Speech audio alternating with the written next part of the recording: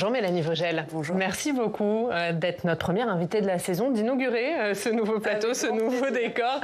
On est ravis de vous recevoir. Vous êtes sénatrice écologiste, vous représentez les Français établis hors de France. On va voir l'actualité avec vous et on commence évidemment par ce qui s'est passé ce week-end au Maroc. Plus de 2000 morts dans ce terrible séisme. Emmanuel Macron dit que la France est prête à aider le Maroc quand il le jugera utile, mais le Maroc ne demande toujours pas l'aide de la France. Il a sollicité l'aide de 4 pays, mais pas le nôtre. Est-ce que vous déplorez le fait que Mohamed VI ne demande pas l'aide de la France? D'abord, si vous me le permettez, exprimer, parce que je crois que c'est le plus important aujourd'hui, ma plus grande solidarité avec le Maroc, avec les Marocains et avec toutes les personnes qui vivent au Maroc qui subissent les conséquences de ce séisme, avec aussi des personnes en France qui ont des proches et qui sont endeuillés ou inquiets, puisque le bilan dont vous faites état est sans doute pas définitif et que des opérations de recherche et de sauvetage sont encore en cours.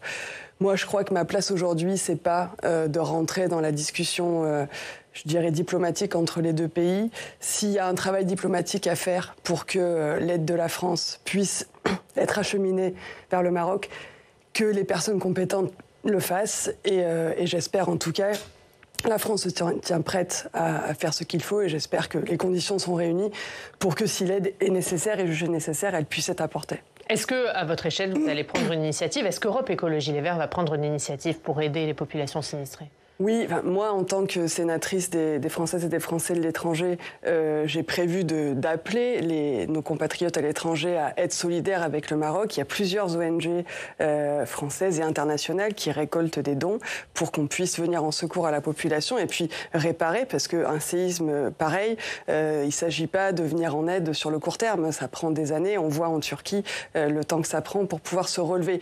Donc oui, évidemment, nous sommes solidaires et nous allons chacun, et beaucoup de personnes ailleurs en France, franco-marocaines notamment, ont pris publiquement des initiatives en ce sens. L'autre actualité de cette rentrée, c'est encore et toujours l'inflation, la hausse des prix qui préoccupe les Français, et notamment la hausse des prix à la pompe. Est-ce qu'il faut que l'État aide les Français à faire face à la hausse des prix des carburants?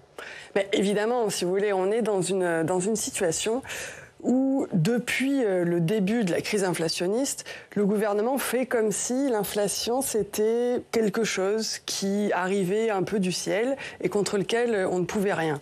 Ça fait depuis 2017 que Bruno demande. Je pense qu'effectivement, il serait temps en 2023 que Bruno fasse. Bruno Le Maire fasse. Et parce que nous savons que, en fait, l'inflation, ce n'est pas une fatalité. Il y a des explications à l'inflation. La Banque Centrale Européenne et le FMI, donc on ne peut pas dire que ce sont des repères de gauchistes, nous disent que la plus grande explication de l'inflation aujourd'hui, ce sont les marges et les profits des grandes entreprises.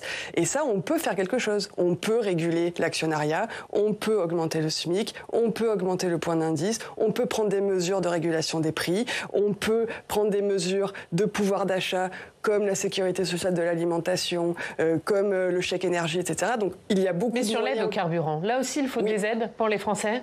Écoutez, sur le court terme, évidemment qu'il faut pouvoir... l'énergie, c'est le poste le plus important impacté par l'inflation. D'accord ? C'est l'énergie et l'alimentation. Et ce sont des besoins vitaux, ce sont des besoins essentiels. Donc évidemment qu'il faut pouvoir aider les Français à avoir accès à l'énergie. Mais Bruno Le Maire, il dit que c'est contradictoire de parler de réchauffement climatique et de subventionner les énergies fossiles. Vous n'êtes pas d'accord avec ça ? Et je suis d'accord sur le long terme, évidemment. Je veux dire... Pour moi, on ne serait pas dans cette situation si le programme des écologistes, si vous voulez, avait été appliqué il y a de très nombreuses années et qu'on ne soit plus dans une situation de dépendance au pétrole. Aujourd'hui, malheureusement, on n'a pas fait la transition énergétique. On a mis les Françaises et les Français dans une situation de dépendance aux énergies fossiles. Donc, il faut évidemment pouvoir répondre à la question du pouvoir d'achat, mais ça doit être couplé, et c'est indispensable, à un plan sérieux, crédible, chiffré et financé de transition écologique qui permette de sortir de la dépendance aux énergies fossiles, d'arriver à une France et une Europe 100% renouvelables et de faire que les Françaises et les Français aient des alternatives à la voiture, à l'électricité et qui puissent finalement... Et donc sur le court terme, une aide? Sur le court terme, une aide qui peut prendre différentes formes d'ailleurs. Emmanuel Macron qui a donné jusqu'à hier soir aux partis politiques pour répondre à sa lettre suite à la rencontre de Saint-Denis. Europe Écologie Les Verts a publié sa lettre hier soir. Ça veut dire que vous continuez le processus? Les Verts se rendront à la prochaine rencontre? Écoutez, ça dépend des réponses qui vont nous être faites et de ce qui va sortir de tout ce processus. Moi, vous savez, on nous appelle pour dîner et discuter de la vie et des problèmes du pays. On y va, il n'y a pas de problème. Mais on est quand même dans une situation où on a un gouvernement, et vous recevez Stanislas Guerini tout à l'heure, qui nous explique qu'on est rentré dans l'histoire avec un processus démocratique inédit, parce que les responsables politiques se sont rencontrés une soirée pour discuter des problèmes du pays. Pour moi, ça montre quand même en creux le dysfonctionnement de nos institutions démocratiques républicaines qui existent. Le Parlement, les syndicats, on est là, on n'a pas besoin de se voir pendant 12 heures à huis clos avec des brouilleurs, interdiction du téléphone, pour discuter. D'ailleurs, quand vous regardez... pour discuter de choses dont on discute tous les jours, ici, à la télé, au Parlement, etc. Donc, nous, en tout cas... Vous déplorez la méthode, mais vous continuez quand même le processus? La méthode, elle est symptomatique. Le fait qu'on considère que c'est quelque chose d'extraordinaire, que des gens se soient vus pour parler des problèmes du pays, c'est un peu inquiétant. Mais sur le fond, parce que c'est quand même ça le plus important, nous avons... 3 inquiétudes majeures. Premièrement, ça a été dit à plusieurs reprises, mais je le répète ici, on n'a quasiment pas parlé d'écologie à ce stade. Nous avons été les seuls à ramener ce sujet sur la table. Or, c'est le problème de l'humanité aujourd'hui. Et c'est l'essentiel de votre lettre. Il y a une feuille de route de la transition écologique qui doit être présentée dans les prochains jours. Qu'est-ce que vous en attendez? J'en attends que la France prenne toute sa part à conduire le pays et le continent vers une Europe net carbone en 2040 vers une Europe de la transition écologique totale. La deuxième chose, il y avait 3 points, pardon. Non, oui, l'écologie était absente, c'est extrêmement inquiétant. Mais juste pour finir sur l'écologie, après on va revenir sur d'autres points, mais Emmanuel Macron, hier, il était au sommet du G20 à New Delhi, il a jugé insuffisant les résultats de ce sommet en matière de climat et il a alerté tout le monde, je le cite, sur la nécessité de fixer des objectifs plus ambitieux, notamment sur la sortie du pétrole. Est-ce que c'est la preuve qu'il n'est pas si anti-écolo que vous le dites? Non, mais moi, en fait, je commence à être de moins en moins intéressée, si vous voulez, à ce qu'Emmanuel Macron dit. Moi, ce qui m'intéresse, c'est ce qu'on fait, d'accord? Ce qu'on fait aujourd'hui en tant que Français au niveau européen, c'est réclamer une pause environnementale. Donc, il peut aller au G20 expliquer que ce serait bien de faire plus, mais en tout cas, ici, il est en train d'expliquer qu'il faudrait faire un peu moins, ce qui est quand même extrêmement contradictoire. Et qu'il ne faut pas qu'il y ait de nouvelles normes. C'est ce qu'il avait demandé avant l'été. Oui, mais en fait, moi, je ne sais pas comment on fait pour atteindre la neutralité carbone si on n'a pas de nouvelles normes. À part une opération magique, dont je n'ai pas le secret, je ne sais pas comment on fait. On est obligé d'avoir une transition écologique, elle n'est pas finie, donc il faut continuer à réguler. La deuxième chose qui est inquiétante dans ces rencontres, c'est le fait qu'il y a un refus total du gouvernement d'adresser la question qui est la question sociale majeure actuellement, qui est de revenir sur le débat de la réforme des retraites. On a une crise sociale, démocratique qui a émergé de cela, et on entre dans une discussion en disant alors ça, on ne va pas en parler, c'est quand même problématique. Et dans votre lettre, vous demandez un référendum d'abrogation de la réforme des retraites. Oui, la page n'est pas tournée pour vous? Non, la page n'est pas tournée et je ne vois pas comment la tourner autrement qu'en revenant démocratiquement envers les citoyens sur cette question qui a été la question des mois qui viennent de s'écouler. Et on est là, et on est le 11 septembre, la réforme est entrée en vigueur il y a quelques jours et c'est une réforme, je le répète, qui a été refusée par 90% des actifs, 70% des Français et le Parlement. On a un problème, on ne peut pas en fait passer juste au-dessus comme ça. La troisième chose, c'est que je pense que tout cela démontre majoritairement un problème institutionnel démocratique en France et c'est la raison pour laquelle nous nous poussons pour un véritable travail constituant pour sortir de la Ve République et rentrer dans une phase, au fond, j'ai envie de dire, démocratique normale, où en fait ce genre de débat se passe de façon normale au Parlement. Vous savez, dans cette émission, on regarde l'actualité à travers nos régions. Grâce à la presse régionale, on va parler de la question des bassines. Pour ça, on va aller à Poitiers, retrouver Baptiste Bise. Bonjour Baptiste, merci beaucoup d'être avec nous, Oriane. Directeur adjoint de la Nouvelle République et de Centre Presse dans la Vienne. Baptiste, vous nous parlez ce matin de ce procès des militants anti-bassines qui s'est tenu à Niort vendredi dernier. Alors, tout à fait, d'abord parce que c'est un sujet qui intéresse particulièrement votre invité, mais aussi parce que ce procès était vraiment hors norme, à tel point que l'audience n'a pas pu aller à son terme vendredi, faute de temps. Alors je rappelle que 9 militants anti-bassines étaient poursuivis pour avoir organisé les manifestations d'Épanne dans les Deux-Sèvres en mars 2022, puis Sainte-Soline 1 en octobre, et Sainte-Soline 2, dont on a beaucoup parlé dans les médias nationaux, le 23 mars dernier. des rassemblements qui avaient donné lieu à des dégradations sur des canalisations d'irrigation et surtout à de violents affrontements avec les forces de l'ordre. Alors parmi ces prévenus accusés d'avoir organisé ces manifestations interdites, on retrouve les responsables de la Confédération paysanne, de Solidaires, de la CGT, mais aussi des porte-paroles du collectif Non Merci et des Soulèvements de la Terre.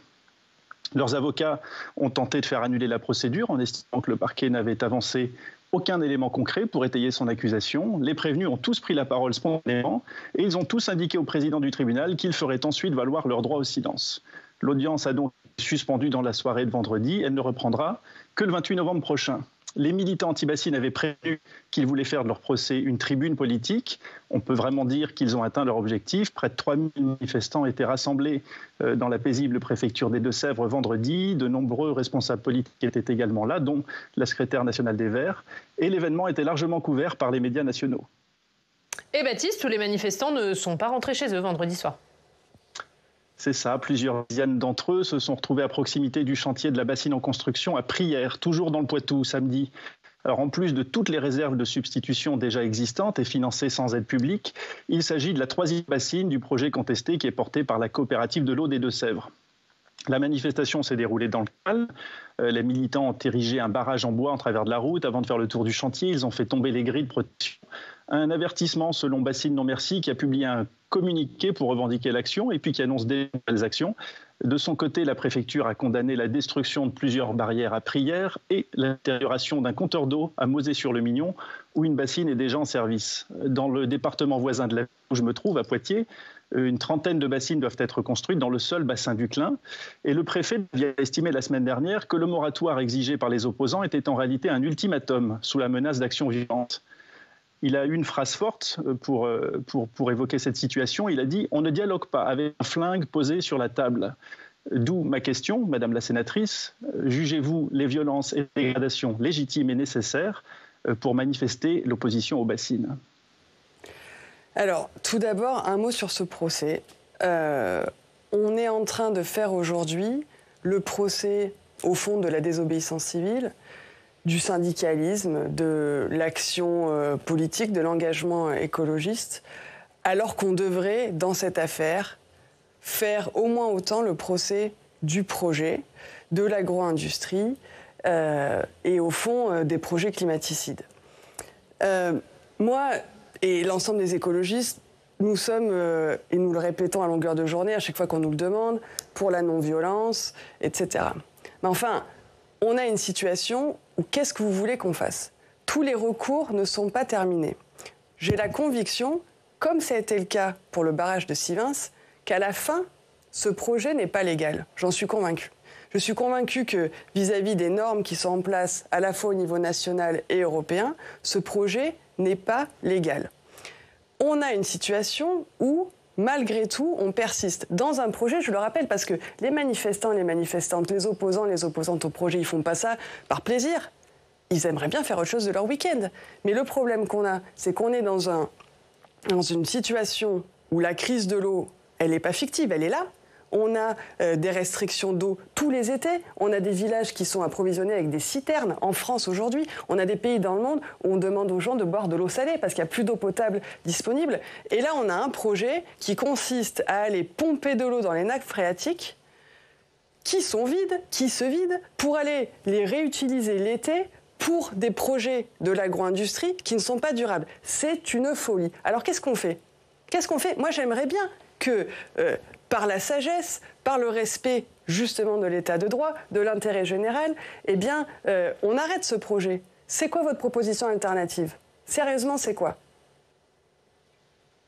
L'action politique, elle se déroule dans un contexte. Si le contexte vous empêche simplement avec des amendements, avec des prises de parole, comme ici ce matin, de faire reculer un projet qui va à l'encontre de l'intérêt général, à un moment, qu'est-ce que vous faites ? Oui, la désobéissance civile fait partie des modes d'action pacifistes qui fonctionnent. À Sivens, il se trouve que, et j'espère qu'on ne va pas attendre, comme à Sivens qui est un mort, on a arrêté le projet. Et on s'est aperçu, après, qu'il était illégal. Vous parlez de la désobéissance civile. Éric Dupond-Moretti, la semaine dernière, à l'Assemblée, a dit qu'il en avait ras-le-bol. Il a exprimé son ras-le-bol face à la petite musique, je le cite, de la désobéissance civile mise en œuvre par l'extrême gauche. Que lui répondez-vous ? Mais moi, j'en ai ras-le-bol d'avoir un gouvernement qui promeut des projets climaticides qui vont à l'encontre de l'intérêt général. Vous savez, dans une société, il y a un contrat social qui est quand même fondé sur le fait que les personnes qui sont en responsabilité publique agissent en fonction du bien commun. Si ce contrat est brisé, à un moment donné, on a un problème. Et la désobéissance civile, elle est là pour ça. C'est un moyen d'action qui marche. Les luttes féministes, les luttes sociales, les luttes environnementales, elles ont été parfois remportées grâce à la désobéissance civile. Et on en a besoin, la désobéissance civile, quand on a des gouvernants qui vont à l'encontre de l'intérêt général et quand on a des lois qui sont en fait à l'encontre du bien commun. Si on n'avait pas ces lois, si on n'avait pas ces projets absurdes, on n'aurait pas besoin de la désobéissance civile. Et encore une fois, on ne fait pas ça pour nous. Moi, j'ai autre chose à faire de mes week-ends. J'aimerais bien qu'on parle d'autre chose. J'en ai marre de parler des bassines. J'en ai marre, c'est vrai. Mais voilà, on fait ça parce que c'est le seul moyen de parvenir à un pays qui promeuve une économie, une société qui respecte les limites planétaires. On est quand même, voilà, on ne peut pas faire autrement que de respecter les limites planétaires. On va remercier Baptiste. Merci beaucoup, Baptiste, d'avoir été avec nous. On regarde vos deux unes. Si vous m'entendez ? Oui, allez-y. Juste une précision, si vous m'entendez, la sénatrice disait que tous ces projets étaient illégaux. La plupart des voies de recours ont été épuisées pour la plupart des projets. Dans la Vienne, toutes les voies de recours ont été épuisées et plusieurs dizaines de bassines ont déjà été construites avec l'autorisation de la justice en Charente-Maritime. Et donc on ne peut pas dire que tous les projets soient illégaux. Non, il y a des projets, c'est ça, c'est le principe de la désobéissance civile, il y a des projets légaux qui sont illégitimes parce qu'ils mettent en péril notre vie sur Terre. Donc oui, on désobéit civilement. Baptiste Vohune, la une de la Nouvelle République Covid-19, où en est-on dans la Vienne? Et la une de Centre Presse, vous revenez sur ce séisme au Maroc, une Poitevine raconte. C'est à la une de vos deux journaux. Merci beaucoup. Merci Baptiste d'avoir été avec nous. On vous retrouve évidemment très vite dans cette émission. On va maintenant accueillir Quentin. On va parler de votre parti, Mélanie Vogel. Vous avez fait beaucoup parler de vous cet été. Alors que s'ouvre la campagne des européennes, les écologistes n'ont-ils pas raté leur rentrée? Vous nous direz ce que vous en pensez. D'abord, on fait le point avec Quentin Calmet.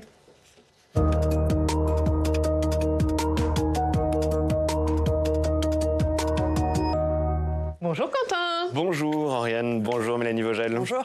Quentin, pour cette rentrée, vous allez nous parler d'une contre-performance, c'est la question, contre-performance pour le parti Europe Écologie Les Verts. Les chiffres des dernières enquêtes d'opinion semblent en berne pour les écologistes. Oui, c'est vrai que les derniers chiffres de l'IFOP ne sont pas très bons, on va les regarder. Mélanie Vogel, votre parti était crédité fin août de 8% d'intention de vote aux élections européennes. La liste menée par votre candidate Marie Toussaint. Des chiffres à 8% qui sont en plus en berne même par rapport à la précédente enquête que vous voyez juste en dessous, puisque ces intentions de vote étaient à 10% en juin dernier. C'est donc ces chiffres qui interrogent sur la stratégie, sur le positionnement politique de votre parti. Le dérèglement climatique était au cœur de l'actualité cet été. Europe Écologie Les Verts ne semble pas en avoir profité. C'est effectivement ce qu'on aurait pu penser, Mélanie Vogel. Vous aviez un boulevard face à l'accumulation, effectivement, des informations cet été sur le réchauffement climatique. On en parlait il y a un instant à propos des bassines, mais entre la sécheresse et aussi les épisodes de canicule en France, on se dit qu'on aurait pu parler beaucoup de dérèglement climatique, mais votre parti s'est illustré par des polémiques en août. Vous voyez, par exemple, les titres sur l'invitation adressée au rappeur Medine lors de vos universités d'été. Ce rappeur qui, en plus, venait encore de poster un message ambigu sur les réseaux sociaux à propos de la politiste Rachel Kahn. Et à propos même de cette polémique-là, votre ancien candidat à l'élection présidentielle a reconnu que vous aviez prêté le flanc à ceux qui vous haïssent. Regardez ce qu'a dit Noël Mamère sur France Inter. À l'heure où tout ce que nous disions depuis près de 40 ans est vérifié et validé par les scientifiques, où la crise écologique est devenue une véritable menace existentielle pour l'humanité, c'est très ennuyeux. Enfin, dernière séquence, Mélanie Vogel, celle sur l'interdiction des abayas dans les collèges et dans les lycées. Le parti ELV a semblé en décalage même avec son propre électorat. Alors qu'est-ce que vous dites, vous, ce matin? Est-ce que l'été 2023 a été une occasion manquée pour les écologistes? Alors, je ne vais pas vous dire qu'on ne se serait pas passé de la polémique sur Medine. Ce serait malhonnête. Et c'est pas mon genre. Donc bien sûr qu'on s'en serait passé. Maintenant... C'est-à-dire que c'était une erreur de l'inviter? Écoutez, on l'a invité. Une fois qu'il était invité, ça me paraissait compliqué d'annuler l'invitation. Il est venu, il a dit des choses par ailleurs assez fortes. J'aimerais bien que d'autres personnes suivent cet exemple de revenir, d'essayer de déconstruire ses erreurs. puisqu'il y en a qui sont évidentes. Si c'était à refaire, vous le referiez, les invités ? Je ne le ferai pas comme ça. Bref, vous me permettez juste sur les chiffres que vous montez, on est en berne, ça ne marche pas, etc. Moi, la dynamique n'est pas bonne. Moi, je me souviens très bien, la dernière élection européenne, en 2018, un an avant, on était à 3-4% dans les sondages. Au niveau européen, on prévoyait, il y avait des études d'opinion qui démontraient qu'on risquait de ne plus avoir de groupe écologiste au Parlement européen, puisqu'on n'allait pas avoir assez d'élus d'assez de pays pour former un groupe. Vous imaginez, c'était la catastrophe, une première depuis la création du groupe écologiste au Parlement européen. Bon, un an plus tard, on a fini avec ce qu'on a appelé la vague verte, le plus grand groupe écologiste au Parlement européen qui avait jamais existé, et dans la suite, les succès des municipales en France, en Allemagne, plusieurs partis écologistes qui rentrent au gouvernement en Allemagne, en Autriche, en Finlande, au Luxembourg, en Irlande, etc. Donc, je ne vous dis pas que c'est pas intéressant. Je vous dis pas que je les regarde pas, ces sondages. Oui. Je dis juste que... Mais ils vous inquiètent ou pas, du coup ? Franchement, à un an des élections, on ne sait pas qui va aller voter, ils disent pas grand-chose. On est à 8%, 10% parce que ça dépend, il y a des enquêtes entre 8 et 12, donc on est autour de 10. La dernière fois, on était à 4. Bon, écoutez... Mais vous aviez Yannick Jadot, qui est quand même une personnalité. Est-ce que là, Marie Toussaint, il ne va pas y avoir un problème d'incarnation ? Elle est très très peu connue des Français. Mais Yannick Jadot n'était pas extrêmement connu avant de faire la campagne des européennes. Marie Toussaint, elle va être connue pendant la campagne. La campagne n'a pas commencé. Donc évidemment qu'avant la campagne, on n'est pas dans la même situation qu'après. Entre maintenant et le 9 juin 2024, il va se passer quelque chose. On va faire campagne sur notre projet. Et Marie Toussaint, elle va porter nos propositions, des propositions très fortes. Et c'est une candidate extrêmement solide. Et bien sûr qu'aujourd'hui, on n'est pas dans la situation du 9 juin 2024. Donc on verra, si vous voulez, on en parle le 10. Ce qui est vrai, c'est que vous avez aussi une nouvelle secrétaire nationale depuis le mois de décembre dernier, Marine Tondelier. Ce qui interroge aussi, c'est peut-être sa stratégie politique. Selon vous, est-ce que c'est la bonne ? La stratégie politique, c'est-à-dire ? Du choix, les thèmes qui ont été portés cet été, est-ce que ce sont les bons ?